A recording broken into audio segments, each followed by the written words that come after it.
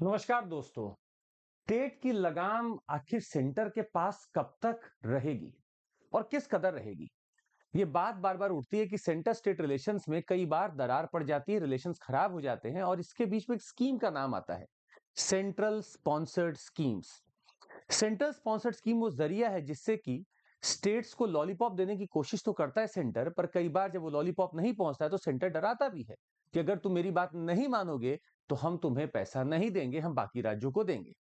ये बात आज हम आपसे क्यों कर रहे हैं? क्योंकि हमारे यूनियन एजुकेशन मिनिस्टर जो हैं उनका ये मानना था कि तमिलनाडु जब तक हमारी बात नहीं मान लेता है तब तक हम तमिलनाडु को पैसा नहीं देंगे। पर बात कौन सी समझते हैं?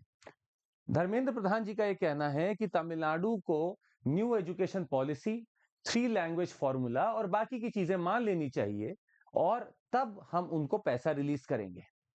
तमिलनाडु के सीएम एम के स्टालिन का यह मानना है कि संविधान में यह कहां लिखा है कि मुझे थ्री लैंग्वेज फॉर्मूला मानना पड़ेगा और जो व्यवस्था बनाई गई है, सेंटर लिस्ट, स्टेट लिस्ट और कॉन्करेंट लिस्ट, उसकी भी कुछ इज्जत रख लेनी चाहिए।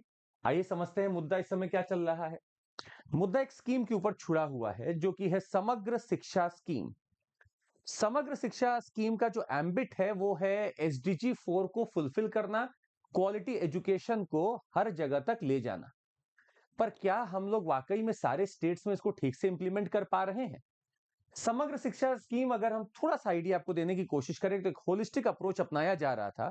2018-19 में लॉन्च की गई थी ये स्कीम, समग्र शिक्षा अभियान, जो कि क्लास 1 और प्री प्राइमरी से लेकर, बल्कि हम बोले प्री प्राइमरी से लेकर क्लास 12 तक के सारे चीजों को कवर करेगी। ये प्री स्कूल को क्लास 12 तक पूरा होलिस्टिक एजुकेशन को सपोर्ट करने वाली है। ये चाहती है कि स्टेट्स को हम सपोर्ट करें प्री प्राइमरी एजुकेशन में और यहां तक कि 12th क्लास तक का सारा सपोर्ट करें। अच्छा, सपोर्ट किस मामले में? यूनिफॉर्म हो गया, बुक्स हो गया, टीचर ट्रेनिंग के मामले में सारा सपोर्ट करेगी। तो सेंटर और स्टेट के बीच में एक स्कीम है। यहां सेंटर 60% तक फंड देगी और स्टेट 40% तक फंड देंगे, मतलब 60:40 की शेयरिंग है समग्र शिक्षा अभियान के तहत, जो कि एक सेंट्रली स्पॉन्सर्ड स्कीम है। इसकी अवधि भी बढ़ाई गई है लगातार। इस स्कीम ने 3 स्कीमों को सब्ज्यूम कर लिया। वो 3 स्कीम कौन सी थी? राष्ट्रीय माध्यमिक शिक्षा अभियान, टीचर एजुकेशन और हमारा समग्र शिक्षा अभियान फिर निकल कर आता है।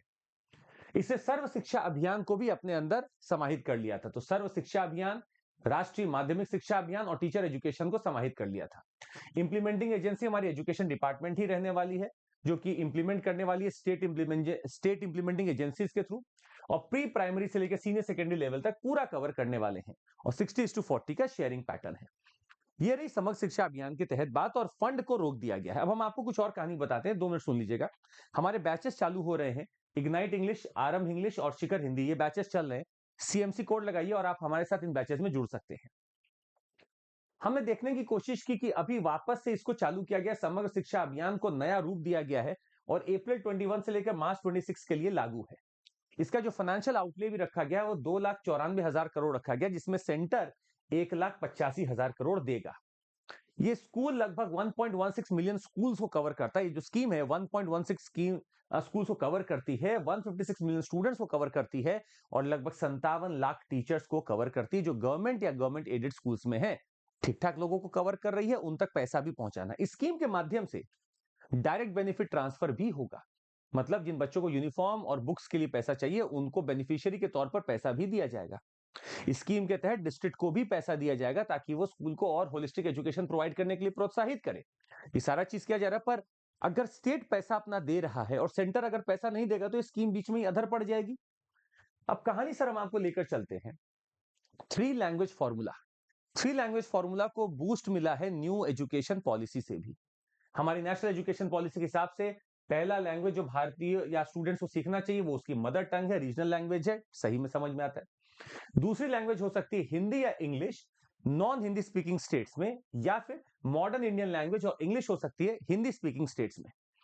थर्ड लैंग्वेज हो सकती है इंग्लिश या कोई भी modern Indian language that is not the second language, मतलब आपको एक और भी भाषा सीख लेनी है। तो तमिलनाडु में एक कोशिश की जा रही है कि आप इंग्लिश सीख लें, तमिल सीख लें और हो सकता है कन्नड़ा सीख लें, हो सकता है हिंदी सीख लें, हो सकता है मलयालम सीख लें, आप कुछ भी एक और मॉडर्न इंडियन लैंग्वेज सीख लें ताकि ये थ्री लैंग्वेज फॉर्मूला सब जगह सही से चल सके। पर यहां पे तमिलनाडु सीएम का कहना है कि सर आप एक छोटी सी भूल कर रहे हैं।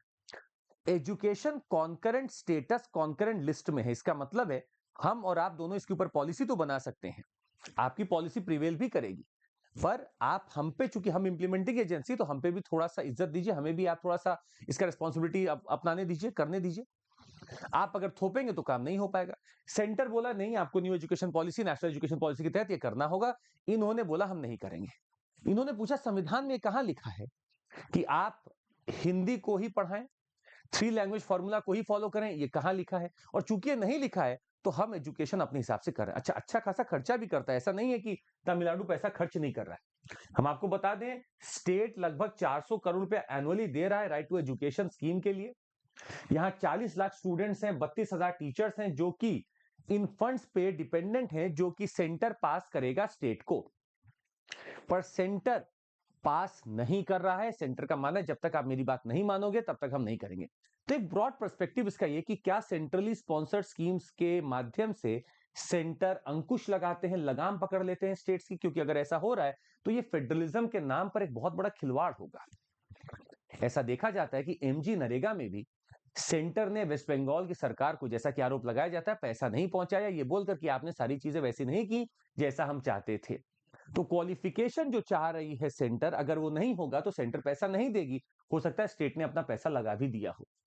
इससे नुकसान किसका हो रहा है? उन बच्चों का, उन टीचर्स का, और उन लोगों का जो डिपेंडेंट है इन फंड्स पे, जो स्कूल अपने आप को होलिस्टिक करना चाहते थे। क्योंकि समग्र शिक्षा अभियान में डिजिटल एजुकेशन को प्रमोट करने की बात की गई थी। इसमें बात की गई थी कि आप होलिस्टिकली प्री प्राइमरी से लेकर 12th तक के सारे बच्चों को, टीचर्स को एक बढ़िया एनवायरनमेंट दें। क्या ये हो पाएगा अगर सिर्फ स्टेट इसमें करेगा? तो सेंटर का कंट्रीब्यूशन चाहिए था, पर सेंटर बोला कि हम आपको पैसा नहीं देंगे क्योंकि नेशनल एजुकेशन पॉलिसी के तहत थ्री लैंग्वेज फॉर्मूला हम प्रमोट करना चाहते हैं और आप उसको अपना नहीं रहे हो। वही बात यहीं अधर में रह जाती है। पर इससे नुकसान हो रहा है एजुकेशन का, और वहां के बच्चों का जो एसडीजी 4 का सपना है वो कहीं ना कहीं टूटता हुआ हमें दिखता है। सर, आज के लिए बस इतना ही। हम आपको ये भी बता दें कि हमारा एक यूसीएससी होने वाला है, अल्टीमेट स्कॉलरशिप टेस्ट हमारा 23 फरवरी को सुबह 11 बजे और शाम में 5 बजे होगा। तो जुड़ जाइएगा, टेस्ट जरूर दे दीजिएगा।